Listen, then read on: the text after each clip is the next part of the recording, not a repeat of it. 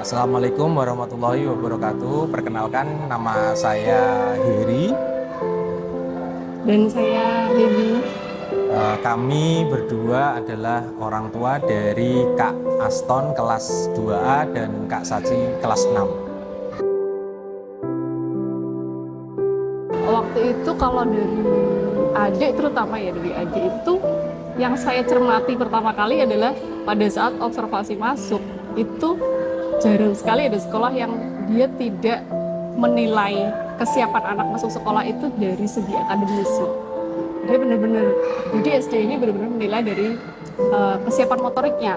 Kesiapan motoriknya itu baik motorik kasar, motorik halus itu dinilai. Benar-benar anak pun itu nggak merasa mau tes masuk SD gitu, karena dia benar-benar main. Itu sih yang pertimbangan awal untuk SD. Kalau dari ayah? Kalau dari saya, ketika kakak itu pada saat pemaparan program itu adalah ada salah satu program pembatasan penggunaan gadget. Nah, itu kebetulan apa yang disampaikan dari pihak sekolah itu sepertinya selaras sama apa yang kita khawatirkan, karena di era sekarang kan penggunaan gadget itu efek untuk anak-anak sepertinya lebih banyak efek negatifnya ya, dari berbagai berita atau informasi yang pernah kita terima. Itu salah satu yang membuat saya, oh kayaknya ini selaras deh dengan apa yang kita inginkan. Kira-kira seperti itu sih. Mungkin dari sisi akademis ya, jadi kalau sekolah pada umumnya itu biasanya dia akan lebih menunjukkan sisi ke akademisnya itu lebih biasanya juara ini. Kalau di sini ini walaupun ya dari segi nama bintang juara ya, tapi lebih cenderung dia ini tuh seorang anak itu dia akan menunjukkan minat bakatnya kemana sih gitu. Jadi tidak hanya dari segi akademis ya. Karena kalau buat kami itu lebih yang pasti, karena nanti dia akan bermasyarakat ya, dia akan bagaimana sih adab dia untuk ke masyarakat.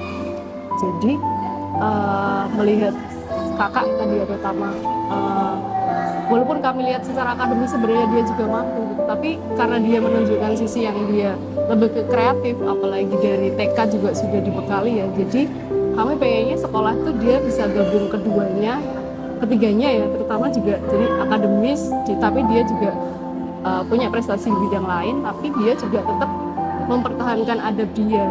Bagaimana nanti ke luar sekolah terutama, karena di sekolah dia sudah ditanamkan pembiasaannya, nanti dia di luar harusnya sudah bisa meneruskan kebiasaan adab baiknya. Itu sih dari perkembangannya, dan itu juga terlihat di adik ya. Jadi adik itu biasanya kan kalau masih terutama soling itu kan dia motorik kasarnya akan lebih berperan.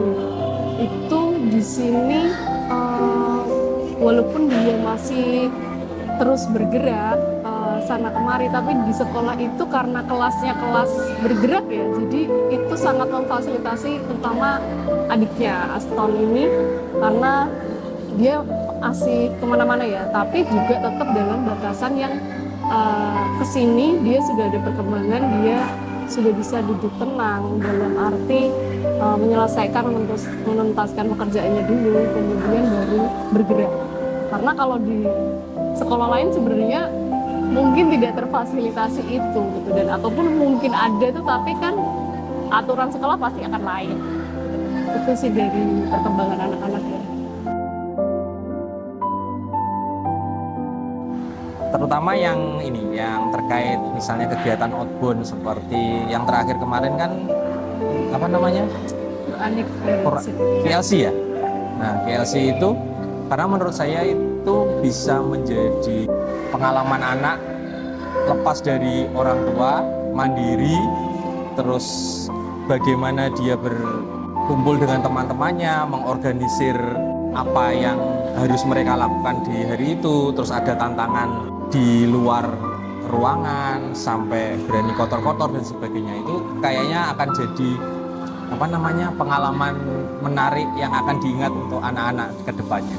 Pengalaman QLC ini tuh bener-bener yang dia bisa selain berorganisasi, mengorganisir, terutama kalau kakaknya kan lebih besar ya. Nah, si adik ini juga bisa dia belajar untuk ikut dalam satu kelompok ya. Jadi biasanya kan kalau anak kecil lebih cenderung egonya lebih tinggi.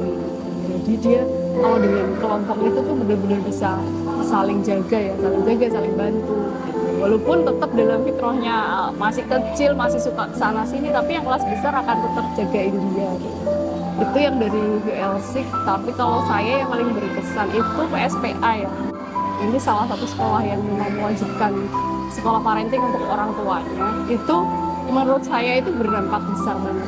Di sekolah parenting itu kan anak kita sudah dididik, dibiasakan adabnya dengan baik di sini, itu akan jomplang pada saat orang tuanya tidak dididik itu. Gitu. Jadi kami sekolah di sini itu kalau buat saya tuh menyekolahkan anak ya, itu sama kayak kami juga sekolah sebenarnya. Jadi kita sih berharapnya tetap akan ada nanti sekolah tingkat lanjutnya setelah SD, itu yang pasti. Dan SD ini tuh benar-benar support system nih kalau buat saya pribadi ya. Jadi kalau ditanya kegiatan yang paling berkesan itu bahkan sekecil kegiatan P5 untuk kelompok anak pun tuh kan kita jadi kayak bisa deket sama orang tuanya, walaupun itu cuman sesimpel mengkoordinir yang dibawa ini gitu. Itu kan bisa saling menjaga interaksi antara orang tua gitu sih.